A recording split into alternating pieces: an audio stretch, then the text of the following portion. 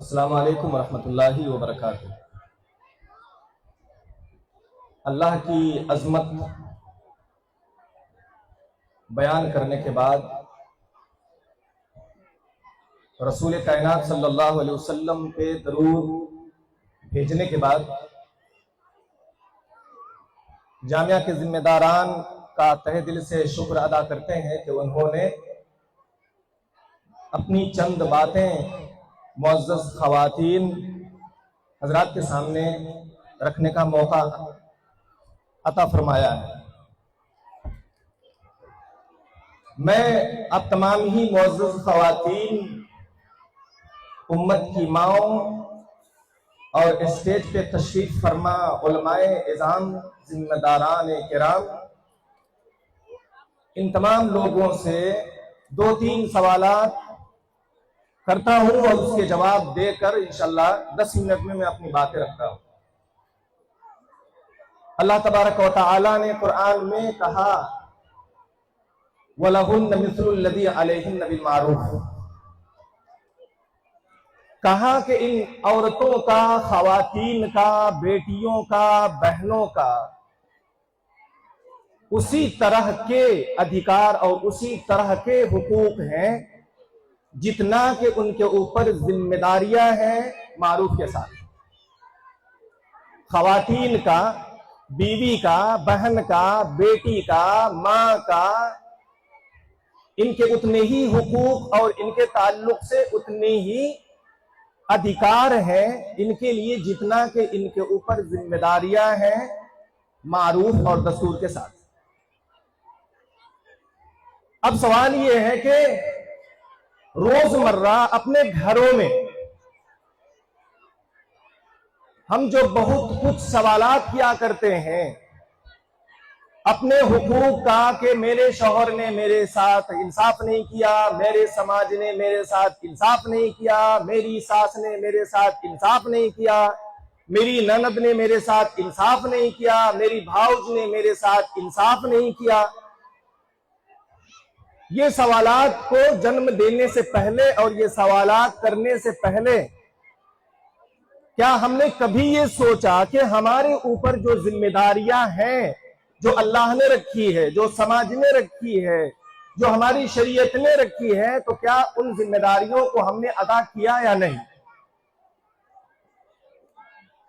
اسلام میں غریب آدمی، بیچارہ اور مظلوم لوگوں کے در در جا کر کے حقوق کا مطالبہ نہ کرے یہ تصور ہے، بلکہ مالداروں کی ذمہ داری ہے، علماء کی ذمہ داری ہے، خوشحال لوگوں کی ذمہ داری ہے کہ جہاں پر مظلوم طبقہ ہے، ان پڑھ سماج ہے، تو وہاں پر حقوق کو پہنچائیں اور اپنے ذمہ داریوں کو ادا کرنے کی کوشش کریں۔ ہمارے جو گھریلو مسائل ہیں، اس میں جو ہماری مائیں بیٹھی ہوئی ہیں، ہمارے جو گھریلو مسائل ہیں، جو ہمارے گھریلو مسائل ہیں، ان کا ذمہ دار کون ہے؟ کتنے اس میں نند ہیں جو اپنے بھاؤ سے بات کرتی ہیں؟ کتنے ساس ہیں جو اپنی بہو کو عزت دیتی ہیں؟ اور کتنے بہو ہیں جو اپنے ساس کو عزت دیتی ہے؟ کتنے بیویوں نے اپنے شوہروں سے یہ کہا ہے کہ آپ کے جائیداد میں آپ کی بہن کا بھی حق ہے، اسے دینا پڑے گا؟ شادی ہوتی ہے، گھر میں بہو آتی ہے، وہ بہو بن کر آتی ہے بہو رانی، اور ساسو ماں کا اسی دن سے پیر خراب ہو جاتا ہے، چلنا بند ہو جائے گا، کھانا بنانا بند ہو جائے گا، ادھر جانا ٹہلنا کام کرنا بند ہو جائے گا۔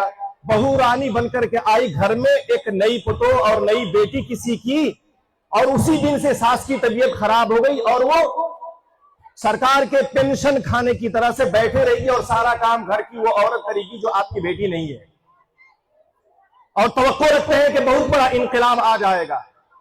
ہم یہ امید کیے ہوئے ہیں کہ ہمارے گھر سے ہم کو وراثت میں حصہ ملے، ہم یہ امید کیے ہوئے ہیں کہ اسلام کا دیا جلے، اور پورے گھر میں جہالت ہے، جاہل ماں کے بطن سے اور پیٹ سے کبھی بھی عالم شخص پیدا نہیں ہو سکتا۔ اسلام نے عورتوں کو جو تقدس عطا کیا ہے، اس کے پیچھے یہ ذمہ داری ہے کہ ایک پڑھی لکھی ماں ہی ایک بہترین سنتان کو، بہترین بیٹی کو پیدا کر سکتی ہے۔ جس جاہل عورت کو اپنے حقوق کے بارے میں، اپنی ذمہ داریوں کے بارے میں یہ پتہ ہی نہیں ہے کہ اس کے اوپر کون سی ذمہ داری تھی، اور سماج کے بنے بنائے ریتی اور رواجوں میں اپنے 50 سال کی زندگی گزار دی، اور یہ توقع کی ہوئی ہے کہ ہمارے گھر میں ہماری بہو آئے گی تو ہماری خدمت کرے گی۔ دنیا کی تمام عورتوں کی یہی تمنا ہے، لیکن حقوق کے مطالبہ کرنے سے پہلے اس کے کندھوں پہ جو ذمہ داری اسلام نے رکھی ہے اس ذمہ داری اس نے ادا کیا نہیں۔ اللہ کے رسول صلی اللہ علیہ وسلم نے ارشاد فرمایا، من ولدت له ابنة فلم يئدها ولم يهنها ولم يؤثر ولده عليها ادخله الله بها الجنہ۔ فرمایا نبی پاک صلی اللہ علیہ وسلم نے کہ کسی گھر میں کوئی بیٹی پیدا ہوتی ہے اور اس نے اس بیٹی کو دفن نہیں کیا، کسی نے اپنے بیٹی کو دفن نہیں کیا، آپ کیا سمجھ رہی ہیں کہ قبر کھود کر کے گڑھوں میں انسانوں کو رکھ دینے کا نام ہی دفن کرنا ہے؟ اگر آپ نے اپنی بیٹیوں کے پڑھنے کی خواہش کو دبایا ہے، آپ نے اپنی بیٹیوں کو اسکول اور کالج کو چھوڑایا ہے، آپ نے مدرسوں سے بچوں کی تعلیم کو روک دیا ہے، یہ سمجھ کے کہ اب تیری شادی کی عمر ہو گئی ہے اور بچی 8 کلاس میں 7 کلاس میں 6 میں 5 میں 9 میں پڑھ رہی ہے، اور اس نے پڑھائی چھوڑ دی اس وجہ سے کہ امی کی یہ خواہش ہے، والد صاحب کی یہ خواہش ہے، سماج یہ کہتا ہے، تو یہ وہ دفن ہے۔ اور یہ ایسا دفن ہے، اپنے بچوں کو دفن کرنا، زندہ دفن کرنا، جو عربوں کے جاہلیت کے زمانے میں ہوتا تھا وہ اس زمانے میں ہو رہا ہے۔ اپنی خواہشوں کی تکمیل کے لیے اپنے تو سکون سے مر جاتے ہیں اور اپنی اولاد اور بیٹیوں کی زندگی کو جہنم بنا کر مر جاتے ہیں۔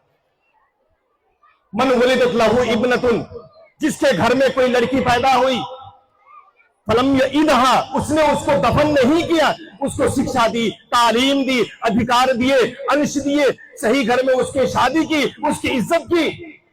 نبی کریم صلی اللہ علیہ وسلم کے پاس جب ان کی بیٹی فاطمہ تشریف لاتی تھی، نبی کے پاس ابو بکر بھی آتے تھے، عمر بھی آتے تھے، صحابہ بھی آتے تھے، سب کے سب آتے تھے، نبی بیٹھے رہتے تھے۔ نبی کے سامنے جب فاطمہ تشریف لاتی تھی، نبی پاک کھڑے ہو جاتے تھے بیٹی کے استقبال میں۔ آپ میں سے کتنے ساسو ایسی ہیں، آپ میں سے کتنے مرد ایسے ہیں، آپ میں سے کتنے جیٹ ایسے ہیں جو اپنی بیٹی جب آپ کے سامنے دروازے پہ پہنچے، اماں اور ابو سے ملاقات کے لیے پہنچے، اپنے ساسو کے پاس پہنچے، تو اس کی ساسو ماں اور اس کی ماں اور اس کا باپ اپنی بیٹیوں کی احترام اور عزت میں کھڑے ہو جائے۔ آپ امید یہ لگائی ہے کہ تخیلات کی دنیا میں آپ جیسا سوچیں، سنسار ویسا چلے، آپ کی ہر خواہش مکمل ہو۔ ہمارے اور آپ کے گھروں میں اللہ تبارک و تعالیٰ نے یہ شکر ادا کیجئے، پوری کائنات آپ ہیں، ساری دنیا آپ ہے۔ انسان کو اللہ تعالیٰ نے ہر مرد کی جنت اس کی ماں کے قدموں میں رکھا ہے۔ چنانچہ اگر کوئی لڑکا کوئی لڑکی جہنم میں جا رہی ہے، کوئی لڑکا جہنم میں جا رہا ہے، تو جس کے پیروں کے تلے جنت کا وعدہ نبی پاک نے فرمایا ہے، اس جنت میں جانے کی دعوت اور تربیت ہم نے بچے کی کبھی نہیں کی۔ آپ کے پیروں کے تلے جنت ہے، لیکن جنت میں لے جانے کی تربیت اور تاکید آپ کو کرنی ہے۔ اسلام کا فلسفہ حقوق و فرائض، اسلام نے آپ کا اگر یہ حق دیا ہوا ہے کہ باپ اپنی بیوی کی عزت کریں، بیٹے اپنی عورت کی عزت کریں، بچے اپنے ماں باپ کی خدمت کریں، اگر یہ آپ کا حق ہے تو آپ کے اوپر یہ ذمہ داری ہے کہ اپنے بچوں کی صحیح تربیت کیجیے، اپنے بچوں کو تعلیم سے لگائے رکھیے، اپنے بچوں کے نام سے صدقہ کیجئے، اپنے بچوں پہ محنت کیجئے۔ نبی کریم صلی اللہ علیہ وسلم کی بیٹی فاطمہ نے سید کونین سرکار دو عالم آقائے مدنی جناب محمد رسول اللہ صلی اللہ علیہ وسلم سے خواہش کی کہ ابو جان آپ کے پاس بہت سارے غلام آئے ہوئے ہیں، چند غلام کو ہماری خدمت کے لیے دے دیا جائے۔ ہم میں سے کوئی ہوتا، بیٹی موبائل مانگے گی، کمپیوٹر مانگے گی، گاڑی مانگے گی، ہار مانگے گی۔ باپ اور ماں باپ قرض لے کر کے اپنی بچی کی زندگی کو برباد کرنے کے لیے قرضہ لینے کو تیار ہوں گے۔ سرور کائنات نے اپنے اہل بیت کی کیسی تربیت کی، فاطمہ کی کیسی تربیت کی۔ فاطمہ نے کہا ابو جان کنویں سے پانی بھرتے بھرتے میری کمر پہ نشان آ گئے، ہاتھوں میں زخم آ گیا ہے، علی کی یہ خواہش ہے کہ آپ کے پاس غلام آئے ہیں، چند غلام گھر میں خدمت کے لیے دے دیا جائے۔ رسول اللہ صلی اللہ علیہ وسلم نے فرمایا کہ فاطمہ یہ صدقے اور زکوٰۃ اہل بیت پر حرام کر دیے گئے ہیں، بیٹی کیا میں تجھے ان غلاموں کی خدمت سے بہتر چیز نہ بتاؤں؟ اور سرور کائنات صلی اللہ علیہ وسلم نے فرمایا کہ ہر فرض نماز کے بعد تسبیح فاطمی کا اہتمام کیا کر، آقا ساری دنیا کو دولت و نوازتے ہیں، सारी दुनिया को माल गनीमत से नवाजते हैं, सारी दुनिया में खैर तकसीम करते हैं, अपने घर की बारी आती है, बेटी की तरबियत का सवाल होता है, अपने घर को इत्तेदाल कायम रखने का सवाल पैदा होता है, तो अपने अहले खाना से, अहले बैत से और अपनी बेटी से कहते हैं कि बेटी, खानदानों से ज्यादा, माल से ज्यादा, इन महंगी चीजों से ज्यादा तुम्हारे लिए अहमियत इस बात की है कि हर फर्ज नमाज के बाद तस्बीह का एहतमाम कर। हमने सारी दुनिया से अपनी तवक्कुआत को बना रखा है। घर के जितने भी बिगड़ते हुए मसाइल हैं, दुनिया ये चीख चीख के कह रही है कि मर्दों ने औरतों पे दमन किया है, मर्दों ने औरतों को हुकूक को छीना है। लेकिन सवाल ये है कि कितने भाऊज अपने नंद से मोहब्बत करती है, कितने सासू अपने बहू की खिदमत करती है, कितने बहू अपने सासू की खिदमत करती है, कितने जेठानी अपनी देवरानी की खिदमत करती है। आक़ाए मदनी ने फरमाया कि किसी मोमिन के लिए ये बात जायज नहीं है कि 3 दिन से ज्यादा किसी से अपने बात को बंद कर दे। जनाजे का ऐलान होता है, अफसोस भी नहीं होता कि मेरी जेठानी का इंतकाल हो गया, अफसोस भी नहीं होता कि देवरानी का इंतकाल हो गया, अफसोस भी नहीं होता कि सासू का इंतकाल हो गया। ऐसा क्यों हुआ? 3 दिन से ज्यादा अगर आप में से किसी ने अपने रिश्तेदारों से ताल्लुकात को खत्म किया है, अपने ईमान को जायजा लेना है, अपने को बताना है कि इस्लाम वो नहीं है जब हमारे घर के इंटरनल और दाखिली मसाइल इतने खतरनाक हैं, अब दुनिया से इनकलाब की तवक्को की हुई है। ये बेजा और फजूल बात है। अपने घर से इस्लाह की जाए, दूसरों की खैरखाई का जज्बा लेकर दिया जाए, मरा जाए इस हाल में कि अल्लाह बारे इलाहा मेरे सीने में किसी के ताल्लुक से कोई गलतफहमी नहीं थी। शफाअत की लंबी सी हदीस है।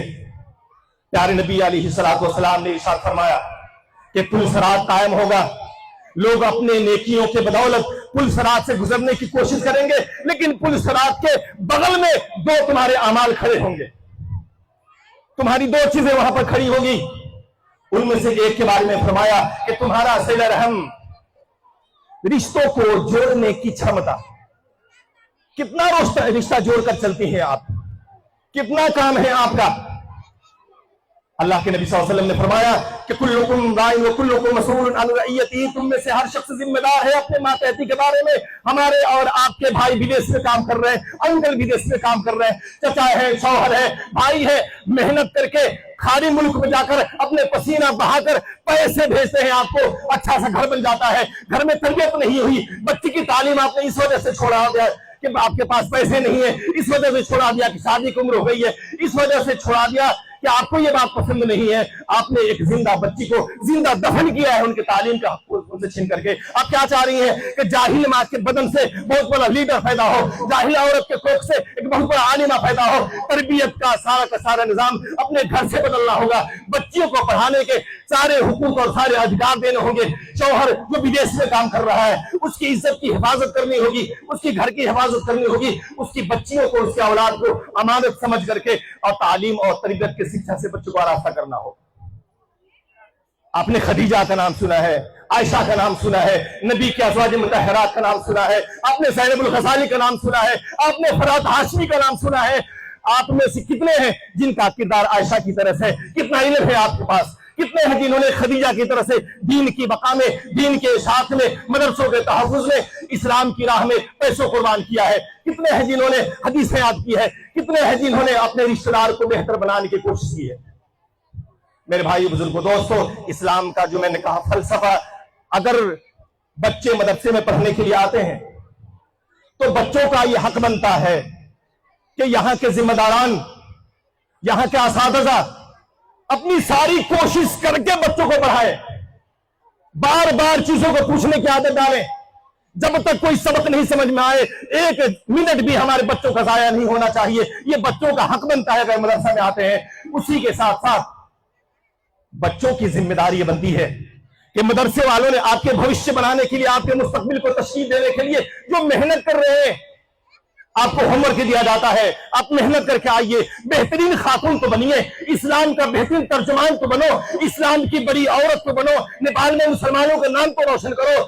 अभी हमारे वजीर आजम माननीय सुशीला कार्की ने हमारी औरतों के ताल्लुक से कितनी अफवाह की बात की थी कि अरब आए, मुसलमान आए तो बच्चियों को जिंदा दफन करना शुरू कर दिया। हम उनको बताएंगे कि पर्दे में रखकर भी हमारी बेटी कलेक्टर होगी, हमारी बेटी डॉक्टर होगी, हमारी बेटी इंजीनियर होगी, हमारी बेटी मुहद्दिस होगी, मुफस्सिर होगी, दुनिया के सारे वो काम करेगी, लेकिन इज्जत के साथ, इज्जत के साथ, रिस्पेक्ट के साथ, पर्दे के साथ। احترام آدمیت کے ساتھ سارا کام ہماری بیٹیاں کر سکتی ہے. یہ پردہ نے ہمارے عقل کو اندھا نہیں کیا. کالے کپڑے ہیں ہمارے آنکھوں پر ضرور، لیکن ہمارے آنکھوں میں پٹھا نہیں ہے. ہم عزت و احترام کی بات کرتے ہیں ضرور، لیکن ہمارے دماغ مفلوج نہیں ہے. محنت کر کے اس ملک میں مسلمانوں کی تاریخ میں ایک نئی تاریخ رقم کرنے کی ذمہ داری ہماری بیٹیوں کی اور ہماری ماؤں کی ہے. دنیا میں اور بھی بہت سارے لوگ ہیں. اس ملک میں بار بار عورتوں کو لے کر سوالات اٹھ رہے ہیں. اس ملک میں بار بار مسلمانوں کو لے کر آواز اٹھ رہے ہیں. کل ہی کے بعد مدھیہ پردیش میں مدرسہ بورڈ کے لے کر آواز اٹھ رہی ہے کہ مدرسے کیوں بنیں گے، اور سماجی گتیویدھی ہوتی ہے وہاں پر اچھے کام نہیں ہوتے ہیں، لوگوں کو دہشت گرد بنایا جاتا ہے، وہاں جاہل ہوتے ہیں، سب اردو عربی اردو عربی اردو عربی پڑھ پڑھ کر کے بیکار ہو رہے ہیں. آپ کو یہ بتانا ہے کہ ہم عربی بھی جانتے ہیں، ہم اردو بھی جانتے ہیں، ہم انگریزی بھی جانتے ہیں. ہم آپ کی بیٹیوں اور آپ کی بہنوں سے بہتر پرتیوگتا میں فرسٹ آ کر اتیرن ہو کر اچھے مارک لے کر دکھا سکتے ہیں. ہم پردے میں رہتے ہوئے بھی ملک کی، وطن کی، مسلمان کی، اسلام کی، سماج کی، پچھڑے ورگوں کی آپ سے بہتر سیوا کر سکتے ہیں. یہ جذبہ لے کر چلنے کی ذمہ داری ہماری تھی. لیکن ان تمام کا آغاز صرف اور صرف تعلیم سے ہوگا، صرف اور صرف شکشا سے ہوگا. آپ اپنے بچیوں کو جاہل رکھ کر، بچیوں کو ان پڑھ رکھ کر یہ بہت بڑا کام نہیں لے سکتے. اور آخری بات جو میں کہوں گا وہ آخری بات یہ ہے کہ اپنی خواہش کے لیے، اپنی آرزو کے لیے اپنی بچیوں کی زندگی کو برباد نہ کرے. گھر کے جو بہت سارے مسائل ہوتے ہیں کہ ابو نے اتنی بڑی غلطی کر کے وہ مر گئے کہ پھر بھائیوں کے اندر اختلافات ہیں، بہنوں کے اندر اختلافات ہیں، بہنوں کے اندر، چچاؤں کے اندر، انکل کے اندر. یہ خواتین ہماری مائیں کبھی بھی اپنے میکے کی برائی نہیں بیان کرتی ہے. جب بھی برائی بیان کرے گی تو اپنے دادا، بچوں کے دادا اور اپنے سسرال کی. آپ اس گھر کی امانت تھے، آپ کے ذمے، آپ کا ذمہ تھا. اپنے باپ کا گھر چھوڑا تو آپ کا یہ اصل گھر بن گیا. اپنے باپ کے گھر میں رہے گی تو سارا کام کرے گی، گوبر کرسی، تعلیم، شکشا، گھر کی صفائی ستھرائی. اور جب اپنے سسرال میں آئے گی تو صرف اپنے شوہر کا کام اس کو نظر آئے گا، گھر کا کام نظر نہیں آئے گا. اس نے ایک ماں چھوڑی ہے، جس دن سے ساسو ماں کو اس نے اپنا ماں سمجھ لیا، جس دن ساسو ماں نے غیر کی بیٹی کو اپنی بیٹی سمجھ لی، سارے مسائل کا سمادھان ہو جائے گا. لیکن یہ کیسے ہوں گے؟ یہ کیسے ہوں گے؟ یہ ہوں گے تعلیم کے بعد، اصلاح کے بعد، قرآن پڑھنے سے، سیرت پڑھنے سے، بچوں کو پڑھانے سے، مسجدوں میں جانے سے، قرآن کا مطالعہ کرنے سے، اچھی اور دینی تقریریں سننے سے، مدرسوں سے اپنے وابستگی کو مضبوط کرنے سے. اللہ تبارک و تعالی مجھے اور ہم تمام لوگوں کو اپنی دین کو قائم کرنے کی، اپنے گھر کے اصلاح کرنے کی، اپنی خودی کو پروان چڑھانے کی، علم میں آگے بڑھنے کی، سماج میں خدمت کرنے کی، بہترین کردار ادا کرنے کی، عفت و پاکدامنی کے ساتھ زندگی بسر کرنے کی توفیق عطا فرمائے. اقول قولی ھذا لی ولکم ولسائر المسلمین انہ هو الغفور الرحیم.